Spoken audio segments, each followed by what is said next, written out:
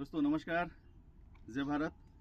मैं डॉक्टर दीपक सिंह आज social media के माध्यम से आप लोगों के सामने कुछ अपनी बातें रखने आया हूं।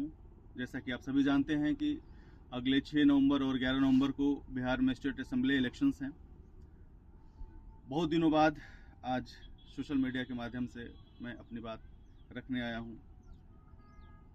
दोस्तों, अगर हम वोटिंग करने जा रहे हैं तो सबसे इम्पोर्टेंट ये होता है कि आखिर ऐसी क्या खूबियाँ होनी चाहिए हमारे जनप्रतिनिधि में, ऐसा क्या खूबियाँ होनी चाहिए जो ऊपर सत्ता में जो आ रहे हैं, जो पार्टी सरकार बना रही है, उसके अंदर जो भी क्राइटेरिया होनी चाहिए उसी पे हम चर्चा करते हैं आज। इससे पहले मैं आप लोगों को ये बताना चाहता हूँ दोस्तों, बहुत से लोग ऐसे मिलेंगे जो आपको मिसगाइड करेंगे, आपको इमोशनल ब्लैकमेल करेंगे। इसको वोट देना है, उसको वोट देना है, क्या पता अगर आपने इसको वोट दिया तो अगले 5 साल आप पछताएंगे। नहीं दोस्तों, ऐसा कुछ नहीं होता। ये पछतावा जैसी चीज़ कुछ नहीं होता। अगर सत्ता पक्ष जीतती है तब भी आप अपने काम में मशगूल हैं, बिजी हैं। अगर विपक्ष पक्ष जीतती है तब भी आप अपने काम को कंटिन्यूसली कर रहे हैं बिना किसी बाधा के। आप अपनी लाइफ में बिजी हैं, आप अपना काम करते जा रहे हैं। तो दोस्तों, यहाँ पे ज़रूरी हो जाता है ये बताना कि हमारी जो देश की आज़ादी है, इस आज़ादी में ऐसे कौन कौन से घटक हैं जो कि बहुत ज़्यादा इम्पोर्टेंट हैं। तो इस कड़ी में मैं आप लोगों को ये जानकारी देना चाहता हूँ कि आज़ादी जो होती है इसमें 4 तरह की आज़ादियाँ बहुत इम्पोर्टेंट हो जाती है। सबसे पहली आज़ादी है सामाजिक आज़ादी, दूसरी आर्थिक आज़ादी, तीसरी अभिव्यक्ति की आज़ादी और चौथी नैतिक आज़ादी। जो सामाजिक आज़ादी है, थोड़ा सा इस पर हम चर्चा करते हैं, क्योंकि बिना इसके जो हमारे कैंडिडेट्स हैं उनकी क्राइटेरिया फुलफिल नहीं हो पाती है, हम उनको जज नहीं कर पाते हैं। तो सामाजिक आज़ादी क्या होती है? एक समाज में जो गैप है, सामाजिक जो विषमता है, एक क्लास जो है ऊपर है, एक क्लास बिल्कुल नीचे है, इसके बीच का जो गैप है यही कम करना है, ताकि एक सामाजिक समरसता हो और समाज के सभी लोगों की इस पॉलिटिक्स में, इस शासन में, इस सत्ता में भागीदारी हो।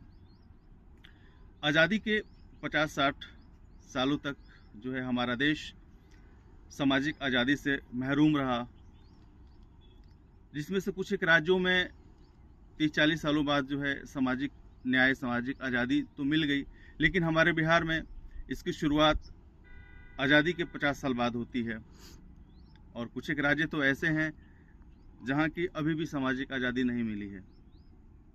दोस्तों, सामाजिक आज़ादी ऐसी होती है कि अगर मिल जाए हमें, सामाजिक विषमता खत्म हो जाए, तो बाकी की जो बचे 3 आज़ादियाँ हैं, जैसे कि आर्थिक, अभिव्यक्ति और नैतिक आज़ादी, वो अपने आप मिल जाती है। तो ये बहुत ही इम्पोर्टेंट है कि इस समाज में, हमारे देश में सामाजिक आज़ादी मिले। और सामाजिक आज़ादी की जो योद्धा हैं वो बहुत कम हुए हमारे देश में। इसकी शुरुआत करते हैं तो सबसे पहले आज से ठीक 2-2.5 हज़ार साल पहले सामाजिक आज़ादी की लड़ाई लड़ी गई थी। और अभी अगर वर्तमान में बात करें तो बाबा साहब अम्बेडकर जी का नाम आता है। उनके बाद भी 2-4 और लीडर्स हुए हैं। तो कुल मिला के अगर हमें सामाजिक आज़ादी नहीं मिलती है तो फिर ये आज़ादी किसी काम का नहीं है। समाज में एक बहुत बड़ा गैप हो जाता है। तो ये तो बात थी सामाजिक आज़ादी की। इसके साथ साथ हमें ऐसे लोगों को सत्ता में लाना है, ऐसे लोगों को अपना जनप्रतिनिधि बनाना है जो सामाजिक आज़ादी, सामाजिक न्याय, सामाजिक समरसता की बात करें। इसके साथ साथ जो सबसे ज़्यादा इम्पोर्टेंट है वो है एजुकेशन। एजुकेशन एक ऐसा फील्ड है जहाँ पे जितनी भी सरकारें आई हैं वहाँ पे सबसे कम ध्यान दिया है। और किसी भी देश की तरक्की में एजुकेशन का बहुत बड़ा रोल हो जाता है। तो एजुकेशन की जो बात करें, जो डेवलपमेंट की बात करें, जो अपने स्टेट से जो माइग्रेशन है, जो लोग शिफ्ट होते हैं, पलायन करते हैं रोज़गार के सिलसिले में, काम के सिलसिले में, उसको दूर करने की बात करें, ऐसे आइडियाज़ लेके आए, ऐसे इंडस्ट्रीज़ लेके आए जिससे देश या राज्य का तरक्की जो है सुनिश्चित हो। और इसके साथ साथ इन्वेस्टर्स जो यहाँ पे लाएं, जितने इन्वेस्टर्स आएंगे उतना ही देश या राज्य की तरक्की निश्चित होती है। दोस्तों, चूँकि हम 21वीं सदी में हैं और जानते ही हैं दुनिया के ऑलमोस्ट सारे देशों में डेमोक्रेसी है। राजतंत्र लगभग इस दुनिया से बिल्कुल खत्म हो गया है। तो हमें ध्यान ये देना है कि लोकतंत्र क्या है और लोकतंत्र की खूबसूरती क्या है। लोकतंत्र की खूबसूरती है कि एक सरकार को 5 साल मौका दिया जाता है कि वो अपना सत्ता में रहे और शासन चलाए। अच्छा, 5 साल ही क्यों? क्योंकि सत्ता पक्ष को ये पता रहे कि हमें 5 साल ही मिले हैं और जनता की सेवा के लिए, तो वो ये 5 साल अच्छे से काम कर सकें, कोई निरंकुश ना हो पाए। इस लोकतंत्र की खूबसूरती यही है कि जनता अपना प्रतिनिधि स्वयं चुनती है अपने वोटिंग सिस्टम से।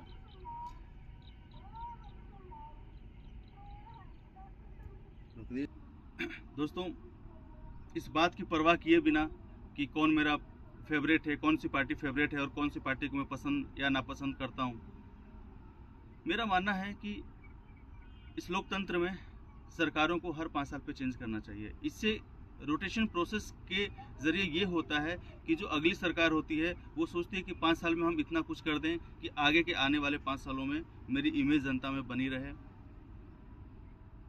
इससे निरंकुशता नहीं आती है।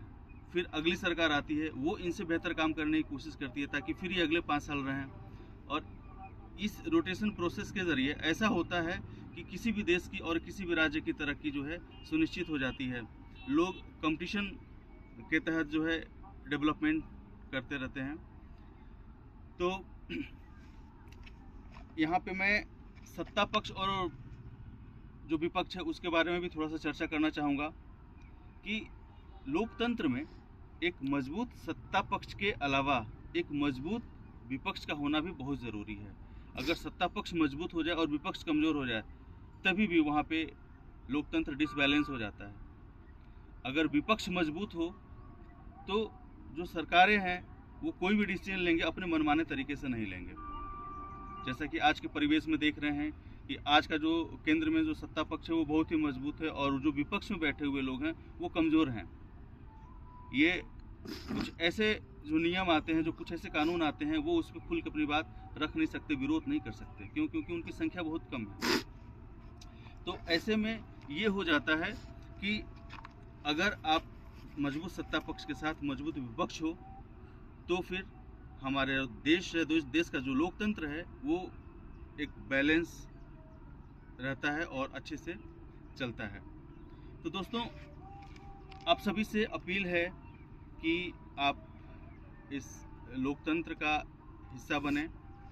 जो अभी लोकतंत्र का जो त्यौहार चल रहा है आप इसमें अपनी भागीदारी दें, क्योंकि आप इस लोकतंत्र के राजा हैं। इस बात को समझना बहुत ज़रूरी है। जो वोटर्स होते हैं दरअसल वही राजा होते हैं। ये बात अलग है कि आज के इस परिवेश में इसकी परिभाषा बदल चुकी है कि जनता जो है खुद को नौकर सेवक समझती है, दबा कुचला समझती है और जो हमारे जनप्रतिनिधि हैं वो मालिक समझते हैं, जबकि ऐसा बिल्कुल नहीं है। हमें पूरा राइट है, पूरा हक है, पूरा अधिकार है कि हमारे चुने हुए प्रतिनिधि अगर हमारे मन मुताबिक काम ना करे या फिर डेवलपमेंट ना करे तो हमें पूरा अथॉरिटी है कि हम उनको उन्हीं के भाषा में जवाब दें या उनसे जवाब मांगे कि आखिर आपको मैंने चुन के दिया वहाँ पे, तो आपने काम क्यों नहीं किया। तो मेरा आप सभी से रिक्वेस्ट है कि जो 6 नवंबर और 11 नवंबर को जो बिहार में स्टेट असेंबली इलेक्शंस हो रहे हैं इसमें आप बढ़ चढ़ के हिस्सा लें ताकि बिहार की तरक्की की हम बात कर सकें। अच्छा, और एक खास बात जो कि बहुत ही महत्वपूर्ण है, जैसा कि आप सभी जानते हैं कि इलेक्शन जब भी आता है तो हम सभी आपस में वाद विवाद करते हैं, डिबेट करते हैं, ये सरकार अच्छी है, वो सरकार अच्छी है। तो आप सभी से एक रिक्वेस्ट है कि आपस में जो आपसी सौहार्द है इसको आप बनाए रखें। विचारों का अलग होना अलग बात है, यानी कि आप मतभेद रखें लेकिन किसी से मनभेद ना रखें, क्योंकि सरकारें तो 5 साल के लिए आती हैं जाती हैं और हमारा जो रिलेशन है, हमारा जो आपसी संबंध है, ये जन्मों जन्मों तक का है। तो आप सभी से रिक्वेस्ट है कि इस तरह की अनर्गल बातों में नहीं आना है, वाद विवाद नहीं करना है, अपनों के साथ मनभेद ना रखें। मतभेद रखें ये चलेगा, लेकिन मनभेद ना रखें। तो इस बार का जो चुनाव है, आप सभी से रिक्वेस्ट है, निवेदन है कि इस बार का जो चुनाव है वो आप सामाजिक न्याय के लिए दें, सामाजिक न्याय को ध्यान में रखते हुए अपना वोट दें, ताकि हमें आर्थिक आज़ादी मिल सके, हमारा राज्य तरक्की कर सके। और आप सभी 6 नवंबर और 11 नवंबर को अपना मत का प्रयोग ज़रूर करें, वोट ज़रूर दें। जय भारत, जय बिहार, नमस्कार।